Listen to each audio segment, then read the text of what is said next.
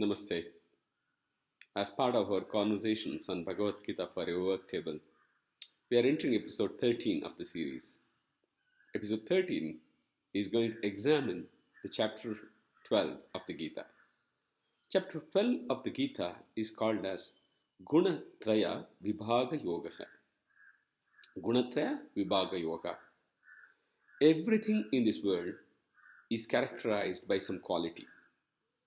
A human being is characterized by ambition, growth, and aspirations, whereas a cow is characterized by its docile nature and this gentle way of feeding on the nature and adding value to it. Everything, every being, and every entity that exists in the world is characterized by some quality. Unlike other beings, human beings are capable of exhibiting these qualities in three different forms, and they are called as Traya. Traya means three, Guna means quality. The three characteristic qualities that are experienced and actually expressed by human beings.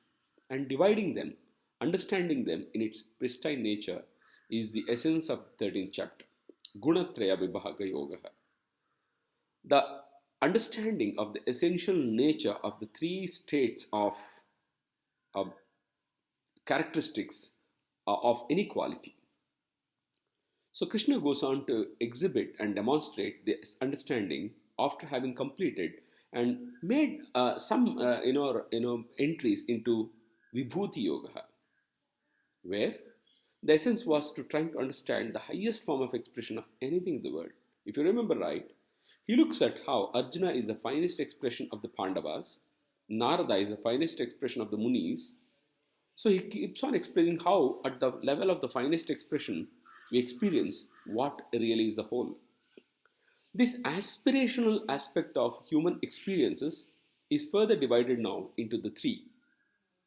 He calls them as Sattva, Rajas, and Tamas. Sattva, Rajas, and Tamas.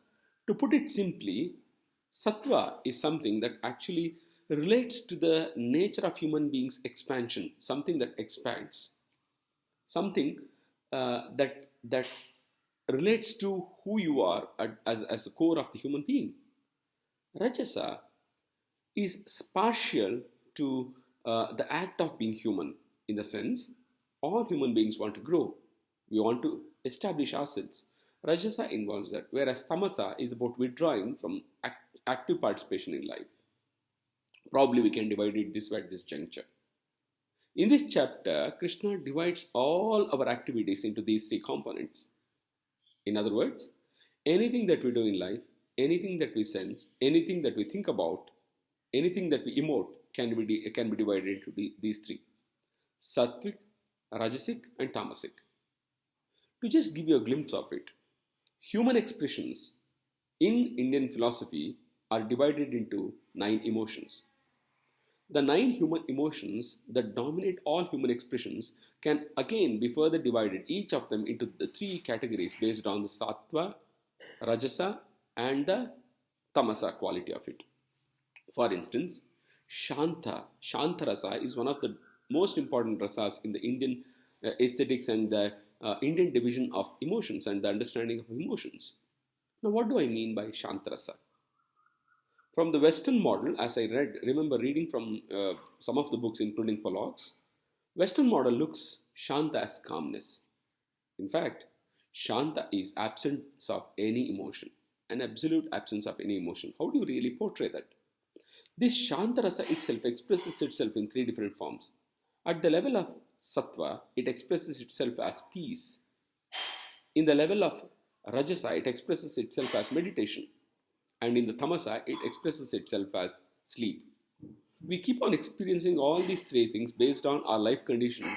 Shanta, we sleep, we meditate, and we also experience peace. Similarly, everything that we do actually can be divided into these 3.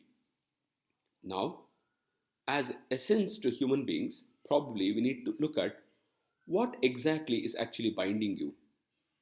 Is a very act of life, the way we act in life, is it binding you? Something that is making you conducive, or growth is binding you, aspiration for growth, or a desire for relaxation is binding you? An examination of this is the essence of this chapter. We'll keep conversing. Namaste. See you.